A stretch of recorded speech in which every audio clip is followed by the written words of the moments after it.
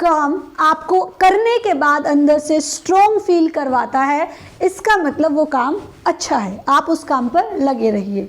लेकिन अगर किसी काम को करने के बाद आपको अंदर से वीकनेस फील हो, आपको लगे कि ये काम करने से मैं कमज़ोर पड़ रहा हूँ, तो इसका मतलब वो कर्म, वो काम आपका बुरा है, वो काम आपको बिल्कुल भी नहीं करना चाहिए। Hi friends, welcome to all of you on your on YouTube channel GK by निशा।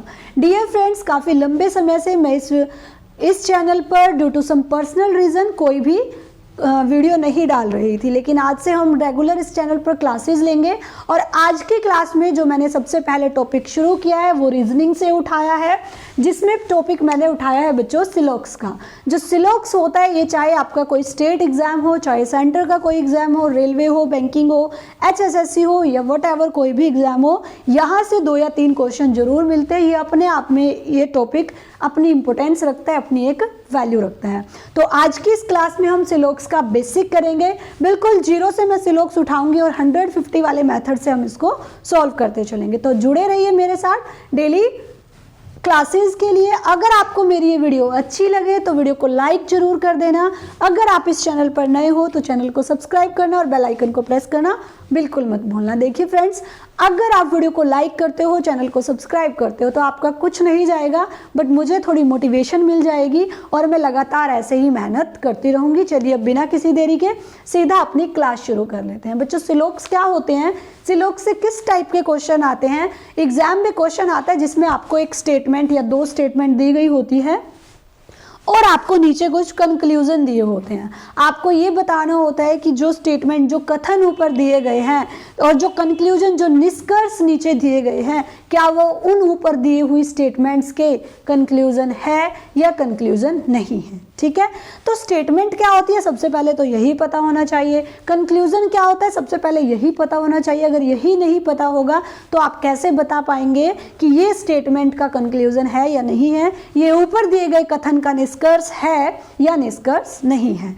तो चलिए सबसे पहले हम देखते हैं कि एक स्टेटमेंट क्या होती है। बच्चों, all statement has a subject and a predicate. Her statement का अपना एक सब्जेक्ट होता है और अपना एक प्रेडिकेट होता है। देखिए, ऑल स्टेटमेंट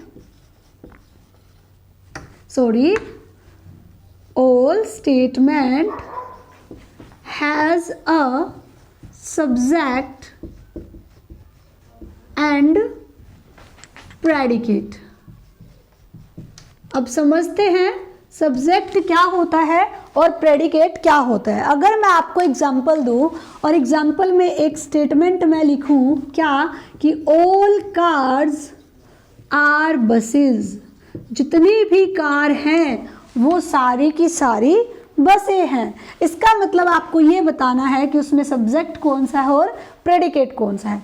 जो स्टार्टिंग में होता है वो होता है आपका सब्जेक्ट और जो लास्ट में होता है वो होता है आपका प्रेडिकेट यानी विधेय।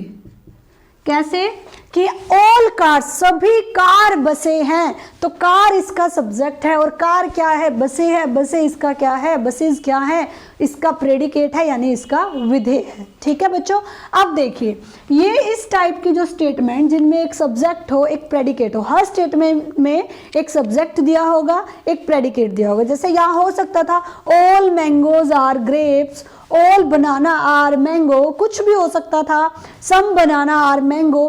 तो आपको क्या देखना है कि एक ऐसी स्टेटमेंट जिसमें कुछ ना कुछ सब्जेक्ट हो और कोई ना कोई प्रेडिकेट हो, कोई ना कोई विधेय हो, वो क्या होता है आपका स्टेटमेंट होती है। यानी कि स्टेटमेंट इस तरीके की आपको दी गई होगी।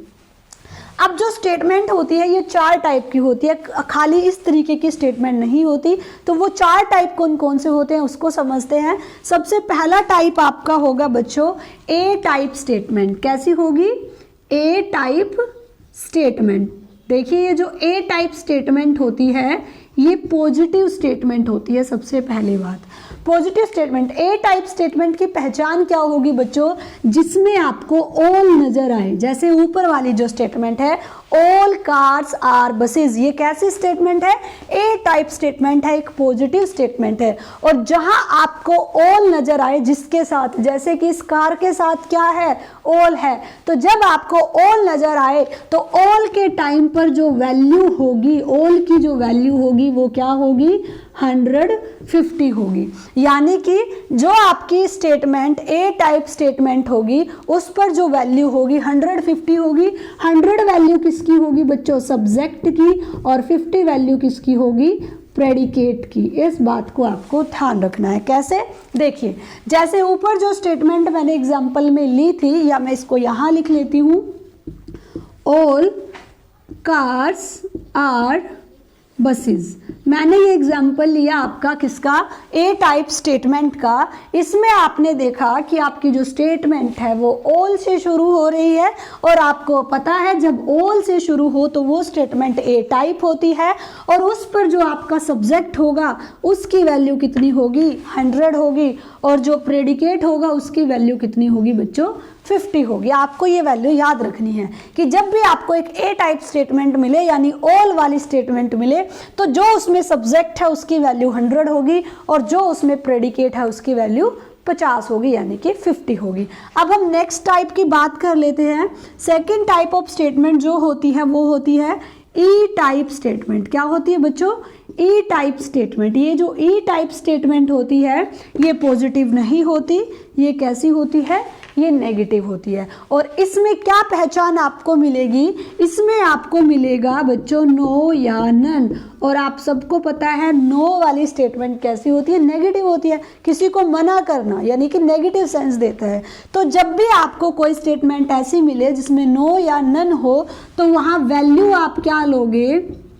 जब भी आपको ये दिखाई दे किसी भी स्टेटमेंट में कि आपके पास नो या नन से शुरू हो रही है, तो आप वैल्यू कहोगे कि सब्जेक्ट की वैल्यू भी 100 रहेगी और प्रेडिकेट की वैल्यू भी 100 रहेगी। हम एक एग्जांपल से इस चीज़ को समझते हैं। मैंने आपको एक एग्जांपल दिया और आपको मैंने ये कहा नन एप्पल्स आर मैंगोज। क्या कहा? कि कोई भी एप्पल मैंगो नहीं है।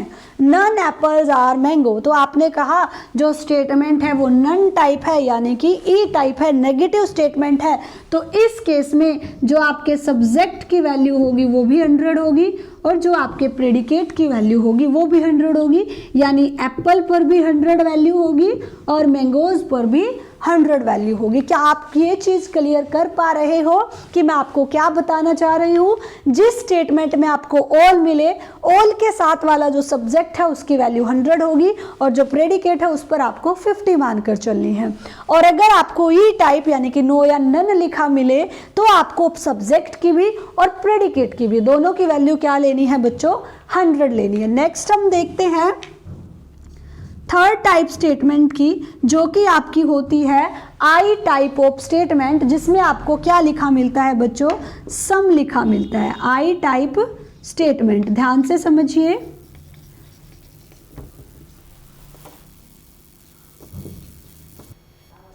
जो आपकी आई टाइप ऑफ स्टेटमेंट होती है इसमें आपको क्या लिखा नजर आएगा? सम लिखा नजर आएगा। सम का मतलब क्या होता है बच्चों? कुछ का मतलब कुछ पॉजिटिव सेंस दे रहा है ना, कि बिल्कुल ना से कुछ तो है। इसका मतलब इस टाइप की स्टेटमेंट भी कैसी होती है? पॉजिटिव स्टेटमेंट होती है। और जब आपको किसी भी स्टेटमेंट में सम लिखा नजर आए तो आप उसको क्या वैल्यू दोगे? आप वैल्यू दोगे उसको सब्जेक्ट की भी 50 और प्रेडिकेट की भी 50 दोगे, यानी कि 50-50 हो जाएगा सब्जेक्ट पर भी और प्रेडिकेट पर भी। ठीक है, देखिए एक एग्जाम्पल से समझते हैं।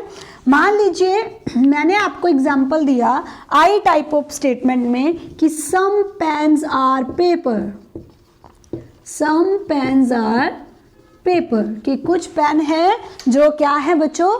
पेपर है। अब आपने देखा, आपको यहाँ दिखाई दिया सम देखते ही आपके माइंड में आया कि ये आई टाइप ऑफ स्टेटमेंट है, ये पॉजिटिव है। और जब आपको सम नजर आता है तो सब्जेक्ट की वैल्यू कितनी होती है?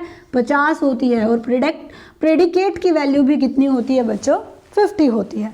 अब आपकी एक और लास्ट टाइप बचती है स्टेटमेंट की, फोर्थ टाइप ऑफ स्टेटमेंट, जिसको हम बोलते हैं O type of statement. O type of statement, इसमें क्या होता है?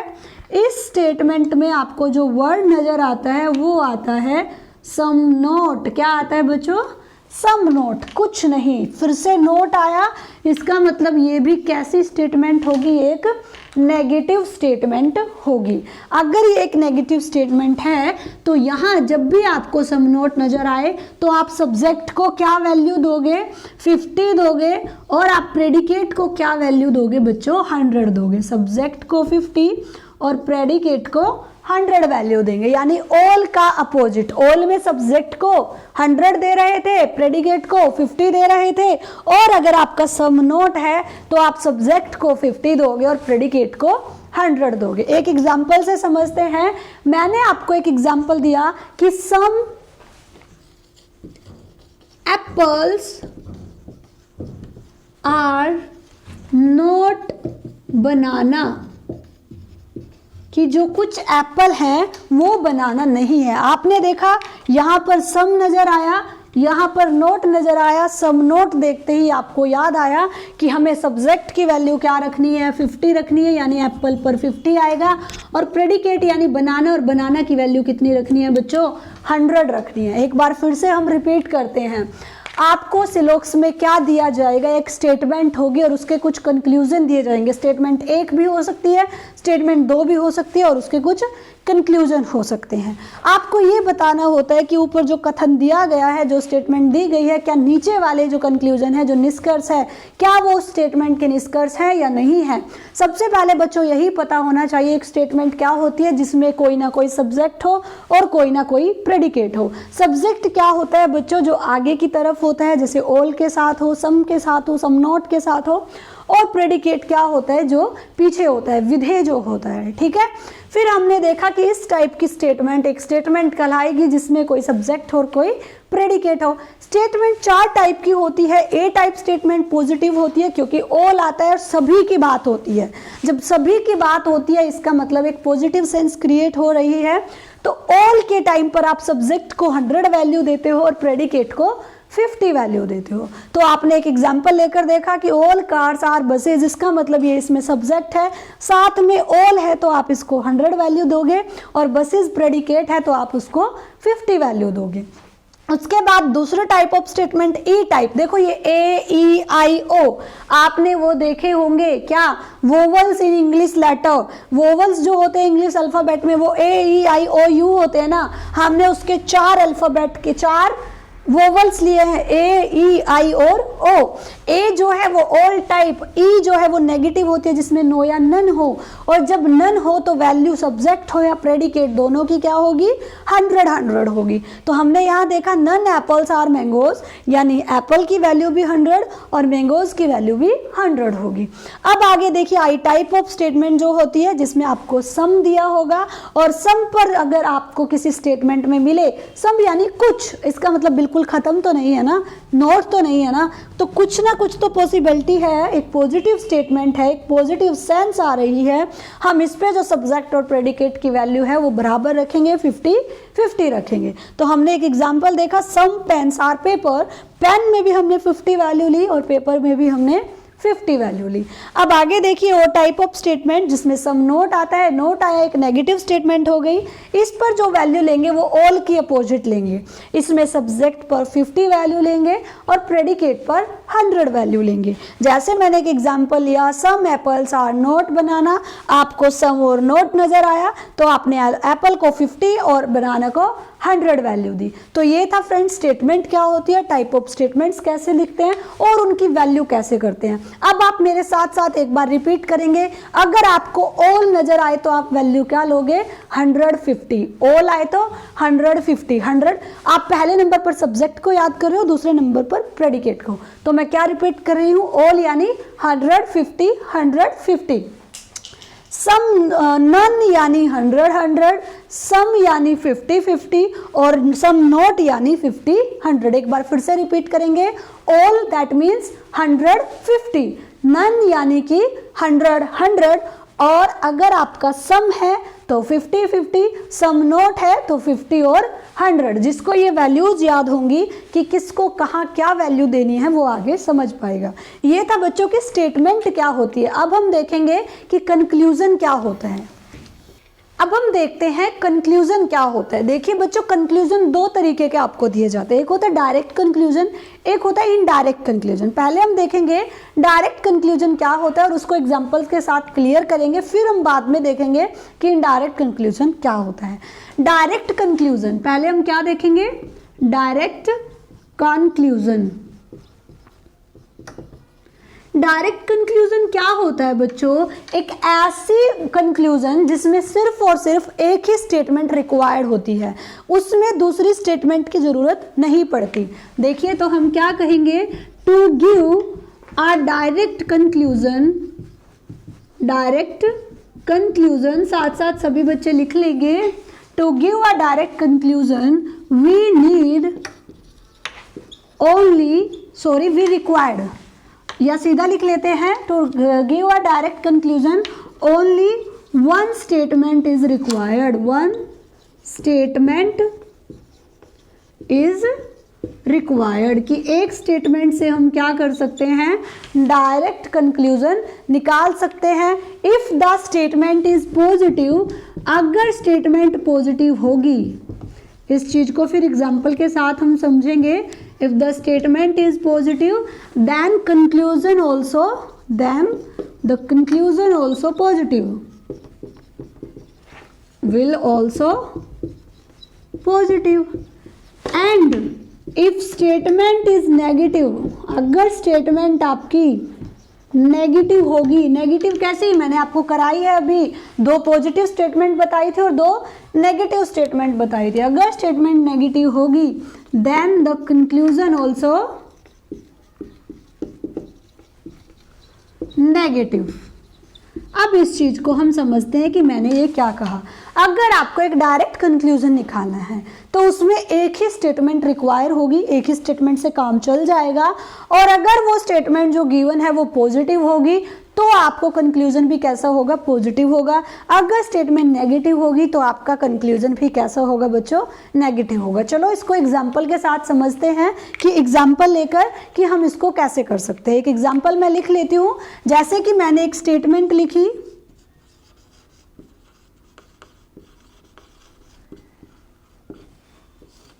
जो मैंने आपको स्टार्टिंग में भी एग्जाम्पल दिया था, ऑल कार्स आर बसेस, ठीक है।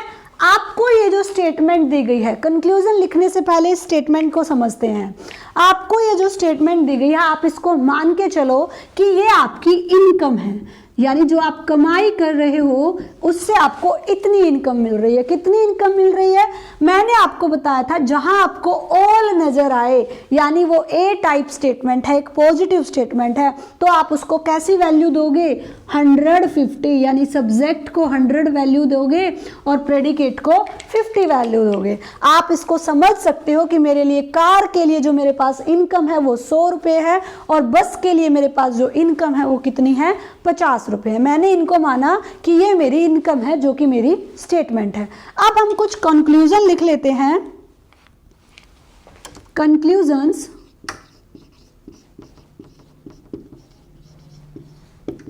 और हम बताएंगे कि जो मैंने ये कंक्लूजन लिखे हैं, क्या ये स्टेटमेंट के कंक्लूजन है, यानी इन कथन के ऊपर दिया हुआ जो कथन है, क्या इसका निष्कर्ष है ये, या फिर ये इसका निष्कर्ष नहीं है। जैसे मैंने आपको कहा, सम कार्स आर बसेस, एक कंक्लूजन मैंने आपको ये दिया।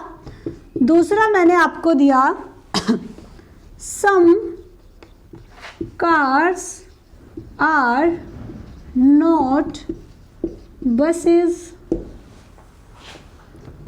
थर्ड कंक्लूजन हम ले लेते हैं, सम हो गया आपका, सम नॉट हो गया, ऑल कार्स आर बसेस हो गया। उसके बाद हम देख लेते हैं कि ऑल कार्स, कार्स नहीं लेते, ऑल बसेस आर कार्स। एक और ले लेते हैं हम conclusion, some buses are cars.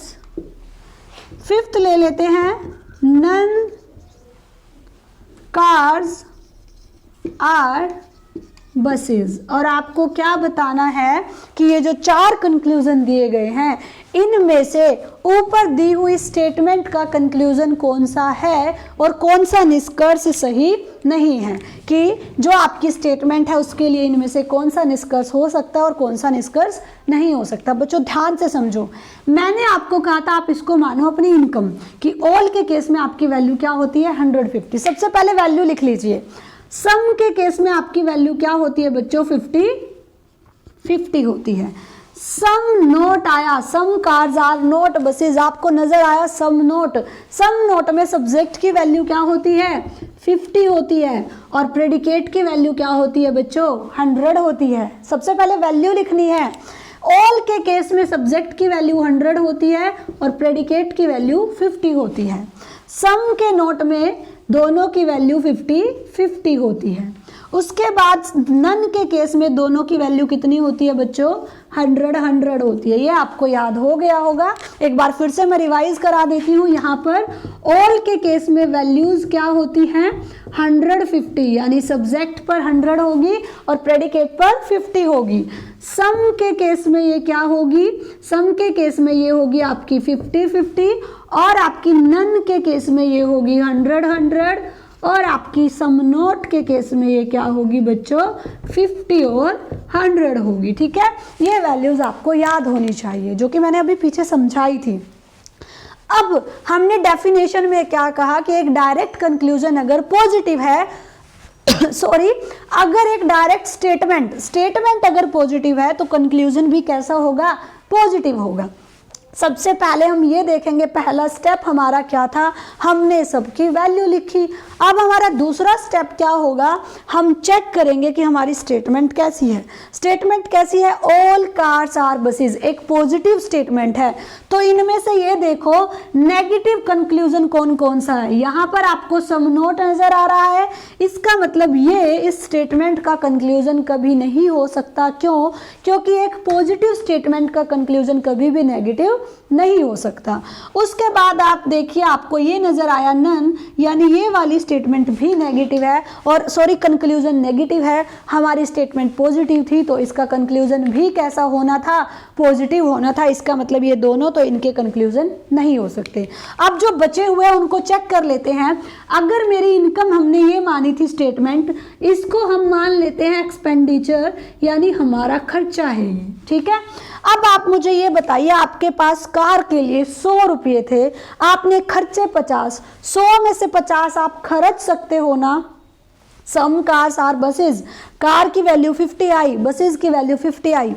आपके पास इनकम 100 थी, 100 में से 50 आराम से एक्सपेंड कर सकते हो, 50 में से 50 आराम से एक्सपेंड कर सकते हो। यानी कि हाँ, ये वाला कंक्लूजन इस स्टेटमेंट का कंक्लूजन होगा।